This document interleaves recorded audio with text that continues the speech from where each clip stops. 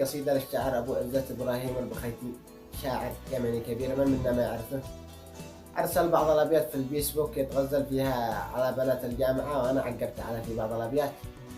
بلقي لكم أبياته الأولى وارجع لأبياتي. وقال في أبياته: محلى بنات الجامعة في البراقع، سبحان ربي ذي خلقهن وسوى كأنهم في ليلنا بدر ساطع طالع علينا بالإضاءة والأضواء، لكن مقلهن كالسيوف القواطع يقطعين القلب قطاع حلوة يطلع على العقل لا صف تاسع يعاده في صف أحمد وأروى.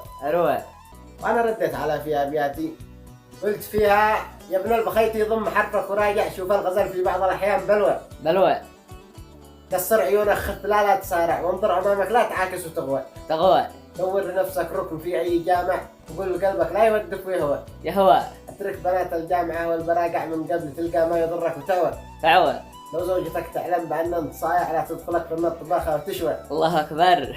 في وقتها ما حد عليك بايدافع، تشرب عواقب أم عزة تروى. يا سلام، صح الله لسانك.